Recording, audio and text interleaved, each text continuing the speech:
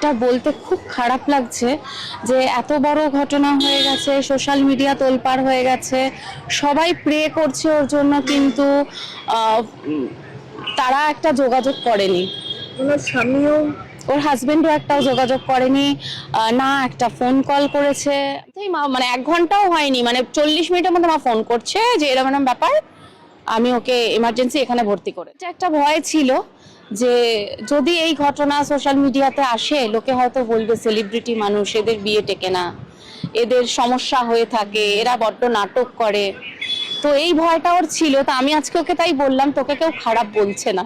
সত্যি বলছি, ভিডিও করে দেখাতে পারতাম যে ও কিভাবে ভেঙে পড়েছে, মিনিটে মিনিটে কথায় কথায় কাজ। আর ওর কথার মধ্যে একটাই কথা থাকছে, একবার ফোন। ছোট থেকে মা ওকে বড় করেছে, মা ওকে সেইভাবে ট্যাকেল করে, সব জায়গায় মা নিয়ে যায়, আর মা অ্যাজ আ গাইডেন্সও যায়, এবং ওর সবকিছু মানে কখন জল খাবে, কখন কি লাগবে, কখন ডায়েরিটা এগিয়ে দেবো, কখন স্টেজে কি দরকার, ওর সমস্ত কিছু মা হ্যান্ডেল করে।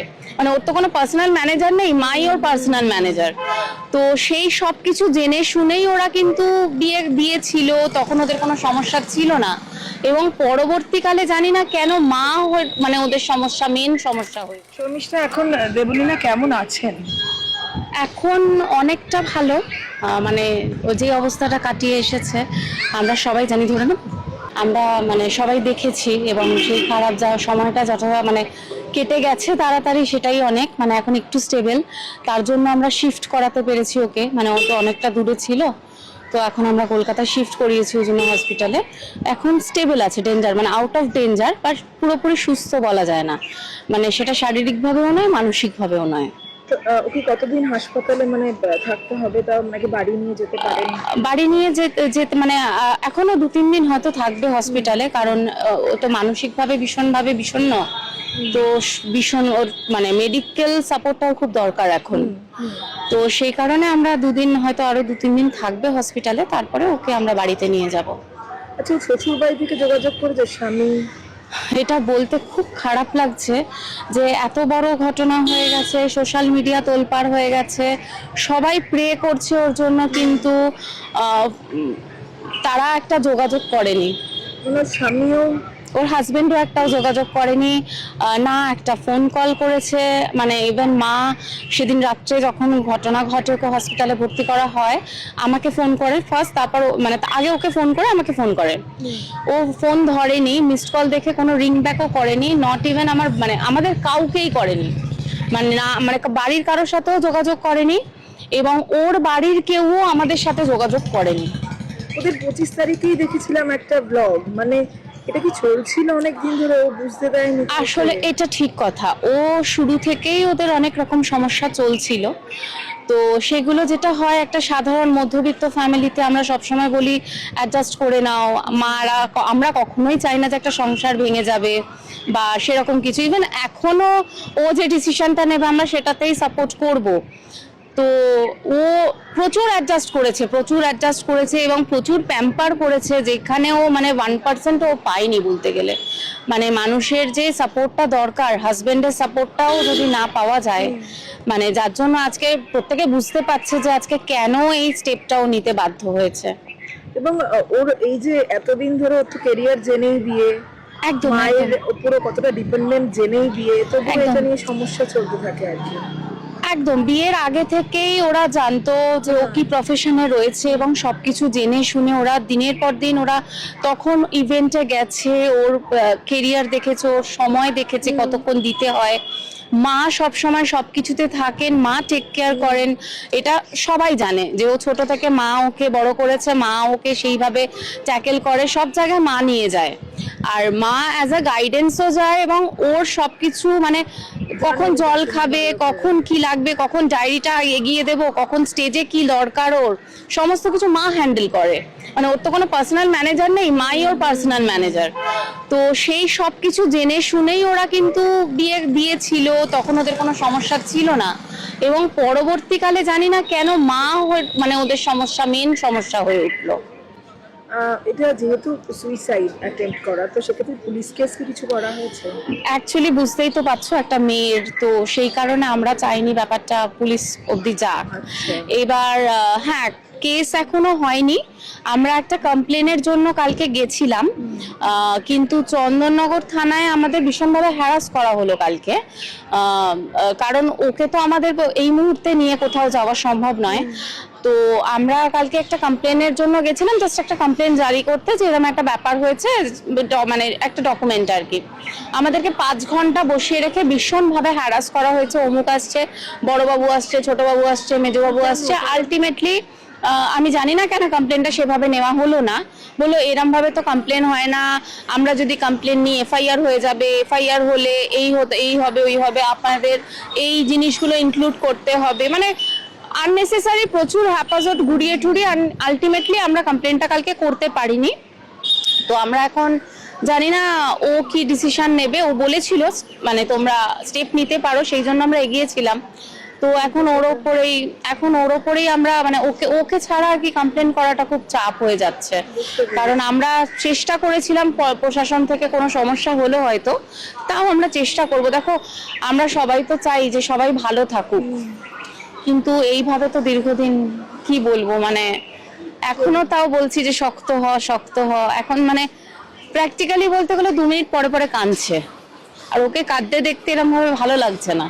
ওকে এতটা ভেঙে পড়তে আমরাও কেউ দেখিনি, এতটা হয়তো মানে আমি যদি সত্যি বলছি ভিডিও করে দেখাতে পারতাম যে ও কিভাবে ভেঙে পড়েছে, মিনিটে মিনিটে কথায় কথায় কাঁদছে। আর ওর কথার মধ্যে একটাই কথা থাকছে, একবার ফোন করলো না। মানে আজকে সকালে আমি যখন ওকে হসপিটালে আনতে গেছি, দেখতে গেছি, আমি ঢুকেছি, আমাকে বললো আমার ফোনটা দাও। আমি ফোন দিলাম, ফোনটা অন করেই ওকে দেখলো প্রবাহর মিসড কল রয়েছে কিনা, মেসেজ রয়েছে কিনা। এখনো শি ইজ এক্সপেক্টিং যে আমার হাজবেন্ড একটা খোঁজ নেবে। যেই মানুষটা মানে যাকে ও এত ভালোবাসে, কিন্তু সেই কোনো রকম মূল্য দিল না। মানে আমি তো কিছু বলার নেই আমার, মানে আমি ভাষা হারিয়ে ফেলছি। ওকে দেখে আমি নিজে ইমোশনাল হয়ে যাচ্ছি, মানে আমি ওর সাথে কেঁদে ফেলার মতন অবস্থা হয়ে যাচ্ছে আমার। জেঠিমা কেমন আছেন, ওর মা? মানে মাও ভীষণ ভেঙে পড়েছে। আমি সবাই জিজ্ঞাসা করছে ফোন করে, অনেকে কান্নাকাটি করছে যারা ওকে ভালোবাসে, ওর ভক্তরা, এছাড়াও স্টুডেন্টের মারা। তো মা কাউকে বলতে গেলেও কেঁদে ফেলছে, যার জন্য মা কারোর সামনেও আসতে চাইছে না। মানে আমাদের সবারই এখন মন মেজাজ খুবই খারাপ, যে জানি না মানে আজকে এই যে ট্রমাটা, মেন্টাল ট্রমাটা ওর চলছে, সেই ট্রমাটাও কিভাবে আর কি ওভার আপ করবে।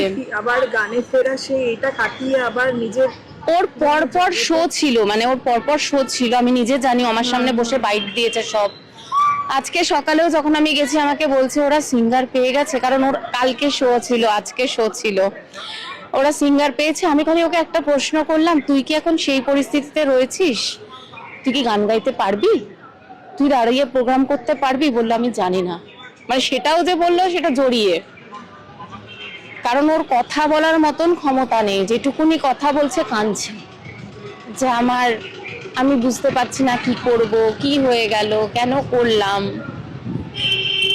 আগের থেকে তবে একটু মানসিকভাবে হয়তো সুস্থ হতে সময় লাগবে। শারীরিকভাবে একটু ভালো আছে, শারীরিকভাবে অনেকটা একটু ভালো আছে, যার জন্য ওখান থেকে আমরা মানে কারণ প্রথমে তো ওরা ট্রান্সফার করতেই দেয়নি, ওখানে তো আইসিইউতে ছিল, তো এখানে আমরা জেনারেলেই দিয়েছি। তো এমনি ঠিক আছে। কিন্তু জানতে পারেন কখন আপনারা, মানে ও লাইফটা করার পরে? অ্যাকচুয়ালি ও যখন লাইফটা করছিল ওর সাথে, তার আগেই আমার মার সাথে কথা হচ্ছিল যে ও এরকম আবার সমস্যা শুরু হয়েছে, এরকম একটা কিছু প্রবলেম হচ্ছে, আবার ও ভীষণ রেগে গেছে, খুব রিয়াক্ট করছে। মা বললো যে ও না লাইভ করবে বলছে। তা আমি বললাম যে মা লাইভ করতে বারণ করো, কারণ ব্যাপারটা না তাহলে ফ্ল্যাশ হবে খুব খারাপ ভাবে, তো ডিরেক্ট ক্লাসে যাওয়ার দরকার নেই। তো মা তখন বললো দিদিভাইয়ের সাথে কথা বলো। বললো কি আমি খেয়ে নিয়ে কথা বলছি। তার মিনিট 5 মধ্যে আমি ফেসবুকে অন হয়ে দেখছি ও লাইভ করছে। আমি ইনসিডেন্টালি কোনোদিনও লাইভ দেখি না, মানে হয়তো ও যখন লাইভ হয় আমি সেই সময়টা অন থাকি না। সেদিনকে আমি ওর লাইভটা পুরো দেখলাম, দেখে আমার মনে হলো কিছু একটা গন্ডগোল। তো আমি সঙ্গে সঙ্গে লাইভ শেষ হলো, আমি মাকে ফোন করলাম। ইভেন তখন আমি দেখলাম সায়কও দেখছে, এবং সায়কও ওখানে লিখেছে তুই আমাকে ফোন কর।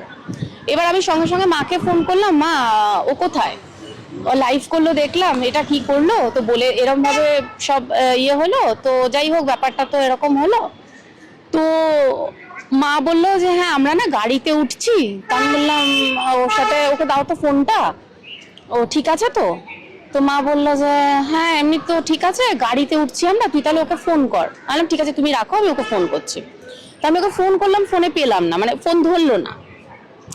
তা আমি ভাবলাম যে ঠিক আছে গাড়িতে তো সবাই আছে, এবার স্বাভাবিক ব্যাপার, গাড়িতে ওর আত্মসহায়ক রয়েছে, ড্রাইভার রয়েছে, মানে পাপাইদা যে সবসময় সঙ্গে থাকে সে রয়েছে, মা রয়েছে, মধু রয়েছে, সেখানে এত লোকের মধ্যে তো সেরকম কিছু হবে না, সেফ। ঠিক আছে যাক, সাবধানে বাড়ি যাও, আমি তাহলে পরে কথা বলে নেব। তার তার 1 ঘন্টার মধ্যেই মা, মানে 1 ঘন্টাও হয়নি, মানে 40 মিনিটের মধ্যে মা ফোন করছে যে এরকম এরকম ব্যাপার, আমি ওকে এমার্জেন্সি এখানে ভর্তি করেছি। এবার তখন আমার না এমন অবস্থা, আমি ক্যাব পাচ্ছি না, তো যার জন্য আমি সেই রাত্রিবেলা বেরিয়ে আসতে পারি, কিন্তু ভীষণ টেনশনের মধ্যে ওই রাত্রিটা কেটেছে। তারপর তো কালকে সকাল থেকে ছোটাছুটি যা চলছিল আর কি। যাই হোক, এখন আপনারা সকলে পাশে আছেন, মনের জোর পাশে তো থাকতেই হবে, নিজেরা স্ট্রং না থাকলে, মানে আমরা আমাদের মন খারাপ থাকলেও নিজেরা স্ট্রং থাকতে হবে। ওকে তো সেটা দেখানো যাবে না যে আমরা খুব দুঃখে আছি, কারণ ওকে এখন সান্ত্বনা দেওয়া বা ওর পাশে থাকাটা, ওকে স্ট্রং রাখাটা হচ্ছে মেন কথা। দেখা যাক, হোপফুলি সবার আশীর্বাদে, তোমাদের সাপোর্টে হয়তো আবার তাড়াতাড়ি ফিরে আসবে সবকিছু প্রচুর নিয়ে। মানুষ দুশ্চিন্তা করছেন দেবলীনাকে নিয়ে, সোশ্যাল মিডিয়ায় প্রচুর মানুষ প্রার্থনা আমি কালকে করছেন। রাত্রি 3:30 পর্যন্ত ফোন ধরেছি, হোয়াটসঅ্যাপ করেছি, মেসেঞ্জার করেছি, প্রচুর মানুষ যাদেরকে আমি চিনি, যাদেরকে আমি চিনি না, তারাও আমাকে মেসেজ করছে, ফোন করছে, খোঁজ নিচ্ছে, দিদির কি হলো, দিদি কেমন আছে, খুব খারাপ লাগছে শুনে। যারা কোনোদিন আমাকে মানে হয়তো ফোনই করে না, তারাও ফোন করছে, কেমন আছে, কি খবর আছে, সব ঠিক আছে তো। তো সত্যি সবাই, আমি দেখছি তো সবাই ওকে খুব ভালোবাসে।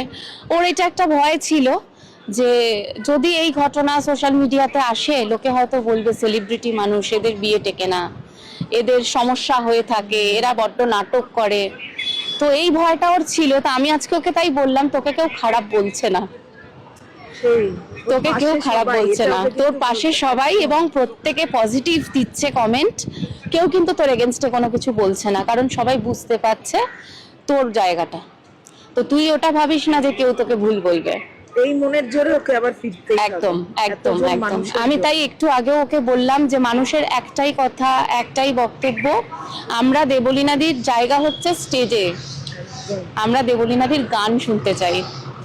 কারণ অনেকেই আমাকে বলে যে দেবলীনা নন্দীর গান হচ্ছে মন খারাপের মেডিসিন, সেইখানে তার মন খারাপ, তো সেই খারাপটাকে তো ঠিক করতেই হবে, লোকের মন ভালো করতে হবে। একদম। তোমরা সাথে থেকো, মানুষ সবাই জানুক যে ও একটু বেটার আছে, সবাই আশীর্বাদ করো, সবাই প্রার্থনা করো যাতে ও খুব তাড়াতাড়ি স্বাভাবিক হওয়ার চেষ্টা করে, আমাদের মাঝখানে ফিরে আসে। হ্যাঁ, স্ট্রাগল তো লাইফে লেগেই থাকবে, লড়াই তো করতে হবে, লড়াই ছাড়া তো বাঁচা যায় না।